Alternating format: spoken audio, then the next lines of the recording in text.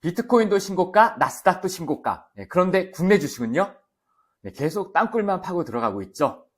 국장 탈출은 지능순이라고 했는데 아직까지도 국장 탈출 못하고 여전히 국내 주식시장에 남아 계신 여러분들, 이걸 계속 해야 되나 말아야 되나 지금까지도 계속 고민하고 계실 겁니다.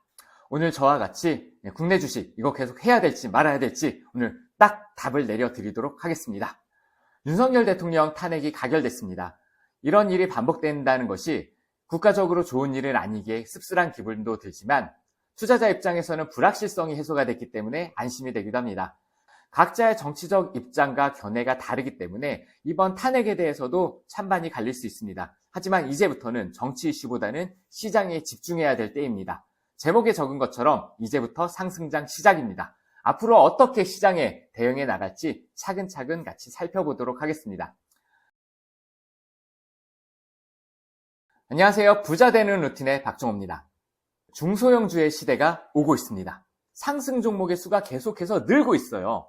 월요일날 코스닥 상승 종목이 1100개가 넘어갔고 그 다음날도 마찬가지. 그런데 대형주는 지지부진한데 중소형주 위주로 랠리가 나오고 있습니다. 지금은 테마주 위주로 올라가는 것 같지만 알고 보면 중소형주의 신호탄이 터진 걸로 해석을 해야 됩니다. 국장이 워낙 오랫동안 하락하다 보니까 이게 PBR 1은커녕 0.5도 안 되는 종목이 수두룩 빽빽 하거든요. HTS에서 종목을 시총순으로 나열해서 살펴보면 시총 상위주는 하락하는데 시총 하위주, 그러니까 시가총액 1000억 미만의 종목들이 올라가는 것을 볼 수가 있습니다. 주식시장의 분위기는 계속 바뀝니다. 그리고 봄, 여름, 가을, 겨울처럼 시장의 분위기는 계속해서 돌고 돕니다. 가치주가 잘 나갈 때가 있는가 하면 성장주가 잘 나갈 때가 있는 거고요. 대형주가 잘 나갈 때가 있는가 하면 중소형주가 잘 나갈 때가 있습니다. 과거에 주식시장이 어떻게 흘러갔었는지 한번 살펴보죠. 너무 먼 옛날은 말고 코로나 이후에만 한번 살펴볼게요. 코로나 이후에 2020년도에 비대면 관련주들이 올라갔었잖아요. 저금리와 함께 꿈을 먹고 자라는 그런 성장주들, 이런 성장주들이 랠리를 펼쳤었고요. 이후에 이제 물가가 올라가면서 고금리 시대가 왔습니다. 그러면서 이제 성장주의 시대가 저물고 대형주의 시대가 왔습니다. 그러면서 이제 코스피에서는 글로벌 실적을 기반으로 현대차가 올라갔고 AI 열풍과 함께 하이닉스가 불기둥을 보여줬었습니다. 그리고 코스닥에서는 또 어땠습니까? 2차 전지 열풍과 함께 에코프로를 비롯한 이제 관련주들이 시총 상위를 차지했었죠. 그리고 이제 올해는 알테오젠, 미가캔바이오, 이런 이제 바이오 종목들이 시총 상위로 올라서면서 코스닥 수급을 빨아들였었습니다. 그런데 이 기간 동안에 어땠어요? 그동안 이제 중소형주는 사실상 코로나 불장 이후에 오랫동안 시장에서 소외를 겪었습니다. 그런데 탄핵 시즌을 거치면서 정치 테마주 급등과 함께 시장 분위기가 확 달라진 겁니다. 대형주는 삼성전자 분위기 보시면 아시겠지만 분위기가 영 좋지 않습니다. 반도체 랠리를 이끌던 미국의 엔비디아도 이제는 슬슬 힘에 붙이는 모습이 나오고 있고요. 반도체 관련주들 내년 전망이 그리 썩 좋지만은 못합니다. AI 관련주에 대한 수급도 이제는 하드웨어보다는 소프트웨어 쪽으로 옮겨가고 있죠. 대형주는 크게 빠지지는 않더라도 한동안은 재미가 없을 가능성이 굉장히 높습니다. 하지만 중소형주는 다르죠. 장기간 수급에서 소외되면서 이미 바닥을 뚫고 지하실까지 떨어지는 그런 종목들이 굉장히 많습니다. 차트가 역배 어린 종목들이 많지만 하지만 하락 과정에서 시총이 줄어들고 신용까지 털어내면서 종목 자체가 가벼워졌습니다. 이런 종목들은요, 실적이든 테마든 아니면 업황 개선 기대감이든 뭐가 됐든 간에 상승할 핑계거리 하나만 만들어주면 가볍게 올라갈 수가 있다는 거죠. 요즘 보면 상한가 종목이 매일 10개 이상 이렇게 막 나오잖아요. 이런 걸 보면서 나는 테마주랑 안 맞아 이러면서 가볍게 넘길 이럴 게 아니라는 거죠. 내년은요, 중소형주의 시대가 갈 가능성이 굉장히 높습니다. 대통령 탄핵안이 가결이 됐다는 이야기로 오늘 시작을 했었는데 제 채널은요, 경제 채널입니다. 재무관리, 돈에 대한 이야기를 하는 채널인데요. 그런데 제 채널에서 제가 2주 연속 탄핵 이야기를, 정치 이야기를 늘어놓는 거는 정치와 경제는 뗄래야 뗄 수 없는 관계이기 때문입니다. 미국에서 대통령이 누가 되느냐에 따라서 글로벌 경제가 출렁입니다. 트럼프가 당선되고 나서 비트코인이 떡상을 했고요. 테슬라의 주가가 급등했습니다. 주식시장에서 정치의 영향력은 생각보다 큽니다. 올해도 하반기에 국내 증시가 하락했던 이유가 뭡니까? 7월부터 시작된 금투세 논란이잖아요. 이게 장기화되면서 시장 수급이 엉망이 됐었고, 그러면서 이제 11월에 이게 해결이 됐는데, 문제는 뭐예요? 트럼프가 당선됐다라고 하면서 또 시장이 하락했죠. 그리고 12월에는 비상계엄이 시장을 공포로 몰아넣으면서, 결과적으로 올해 주식시장을 하락시켰던 이유는 경제적인 이유가 아니라 정치적인 이유였다는 겁니다. 그리고 이제 드디어 하락 원인이 제거가 된 겁니다. 드디어 시장이 바뀌었습니다, 여러분. 이제 시장은 지난주부터 계속 꾸준히 올라가고 있는 중이거든요. 슬슬 요즘 뉴스 보면요, 증시 바닥론에 대한 뉴스들이 흘러나오기 시작합니다.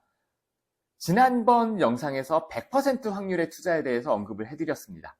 코스피 연봉 차트를 띄워드리고 있는데요. 캔들 하나가 1년입니다. 외환위기 이후에 2년 연속으로 하락한 적이 한 번도 없어요.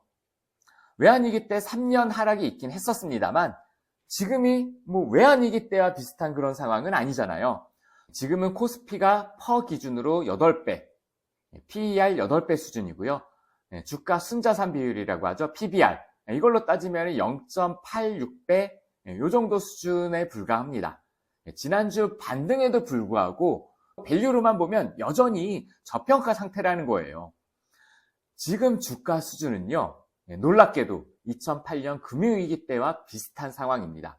2000년 이후에 코스피 PBR 0.85 이하에서 주식을 샀을 때 수익을 낼 확률이 몇 %인가 이걸 살펴봤더니 20영업일 기준으로 봤더니 70%, 그리고 120일 영업일 기준으로 봤을 때는 무려 95% 확률로 수익을 볼 수 있었다라는 겁니다.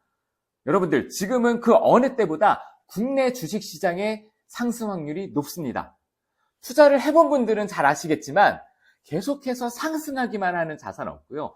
계속해서 하락하기만 하는 그런 자산도 없습니다. 지금 시점에서 보면 비트코인이나 나스닥보다는 국내 주식시장의 수익 확률이 훨씬 더 높습니다. 올 한 해 동안 국장 탈출은 지능순이라는 이런 조롱이 넘쳐났었는데요. 그런데 지금부터는요, 국장 진입은 지능순이 될 겁니다. 자, 그럼 뭐부터 봐야 될지 슬슬 고민이 되실 텐데요. 초보분들일수록 ETF부터 살펴보시는 것이 무난합니다. 수 움직임보다 2배 더 크게 움직이는 레버리지 ETF만 가지고도 시장 수익률을 상회할 수가 있겠죠. 물론 ETF가 뭔지도 모르는 상태에서 무조건 이걸 사야 된다는 건 아닙니다. 투자를 한 번도 해본 적이 없다. ETF도 뭐가 뭔지도 잘 모르겠다. 이런 분들은 당연히 차근차근 공부부터 해보셔야 될 거고요. 어쨌든 지금 시장이 돌아가는 분위기를 보면 차기 대선 후보군으로 불리는 사람들의 인맥 관련주들이 요동치고 있잖아요. 코로나 때 코로나 관련주가 올라갔던 것처럼 탄핵으로 인해서 정치 관련주가 올라가는 건 너무나도 당연한 일이에요. 하지만 코로나 때 코로나 관련주만 올라가고 끝났나요? 그게 아니잖아요. 지금도 마찬가지라는 겁니다. 정치 관련주만 올라갈 게 아니라 앞으로 다른 종목들이 연달아서 올라갈 가능성이 굉장히 높은 그런 지점이라는 겁니다. 지금 정치 관련주를 따라 들어가셔야 된다, 이런 얘기를 하려고 하는 게 아니라 지난주 내내 테마주들이 집단 상승하면서 매일 10개가 넘는 그런 상한가 종목들이 나오고 10% 이상 급등한 종목들도 수십 개가 매일같이 나오고 있습니다. 테마가 있다라고 해서 시장이 매번 이렇게 움직이는 게 아니거든요.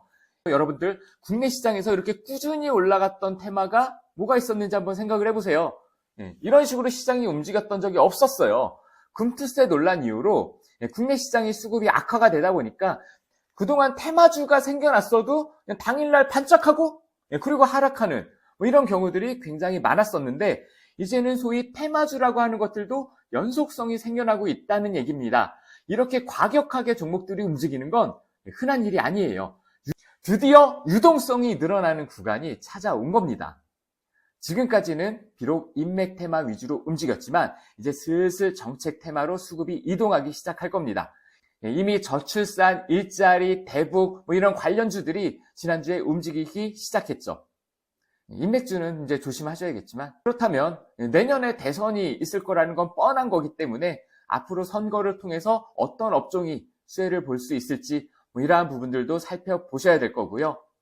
정치가 경제에 미치는 영향이 적지 않다라는 것들을 우리가 배웠으니까, 그렇다면 여당과 야당이 다음 대선 정책으로 어떤 걸 준비하는지 유심히 살펴봐야겠죠. 미국의 트럼프와 우리나라 민주당 조합이라면, 그렇다면 대북 관련주, 이런 종목들이 움직일 가능성도 굉장히 높을 거고요.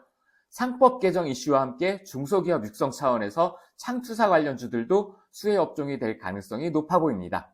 무엇보다 요즘에 정치 테마주들이 움직이는 걸 보고 테마주들이 움직이는구나 이렇게만 살펴보고 해석하고 넘길 게 아니라 시장에 돈이 들어오는 그런 시그널로 해석을 하고 그동안 땅굴 파고 이렇게 들어갔던 그런 중소형주들이 이제부터는 반등을 할 수 있을 거다. 이런 기대감을 가지셔도 충분하다라는 거죠. 테마주들을 급등하느라 시장에 들어왔던 돈들이 탄핵이 가결됐으니까 그러니까 이제 바로 시장을 떠나진 않을 거예요. 이 돈이 계속 시장에 남아있으면서 정치주 말고도 계속해서 다른 섹터들을 들어 올릴 겁니다. 미국 시장이 조정받거나 또는 탄핵 관련돼서 또 다른 노이즈가 나오거나 아니면 올해 시장을 이끌었던 바이오가 급락하거나 이러면서 시장을 흔드는 이슈가 당연히 앞으로도 나올 겁니다. 하지만 여러분들 기억할 건 뭐예요? 지금부터는 상승장의 시작이라는 겁니다. 그럼 우리는 어떻게 해야겠습니까? 올 한 해 계속된 하락으로 인해서 이미 마음이 얼어붙어 있는 그런 분들 많이 계실 텐데 지금부터는 시장에 적극적으로 올라타는 게 중요합니다. 아마 기존에 물려있는 그런 종목들이 많이 있을 건데요. 기존에 물려있는 종목들이 앞으로의 투자에 장애가 되어서는 절대 안 됩니다. 장애물이 있다면 어떻게 해야 돼요? 이걸 빨리 치워 버리셔야 됩니다. 여러분들 한번 이런 가정을 해보죠. 지금 내 계좌에 보유 종목이 단 하나도 없어요. 그랬을 때 현금만 있는 상태라면 현재 보유하고 있는 그 종목을 사실 건가요? 만일에 이 질문에 네, 그렇습니다 라고 답할 게 아니라면 그렇다면 물린 종목들이 마냥 원금이 되길 기다리기보다는 포트폴리오 변경을 한 번쯤은 고려해 보시는 게 필요하다라는 겁니다. 지금은 아래보다는 위를 바라봐야 되는 그런 시기입니다. 원래 증시는 불안을 먹고 자란다고 하잖아요. 지금부터는 부정적이고 불안을 부추기는 이런 뉴스에 눈길을 주지 않는 것이 현명합니다. 오늘 이야기는 여기서 마무리하겠습니다. 20년 동안 현장에서 여러분들과 소통하면서 쌓아온 노하우를 바탕으로 앞으로도 꾸준히 여러분들 돈 관리에 도움되는 그런 유용한 컨텐츠들 계속해서 올려드릴 테니까 여러분들 구독, 좋아요 눌러주시고요. 꾸준히 저와 소통하면서 내년 한 해 우리 다 같이 부자 되는 한 해로 만들어 봤으면 좋겠습니다. 오늘 영상 여기서 마무리하겠습니다. 네, 고맙습니다.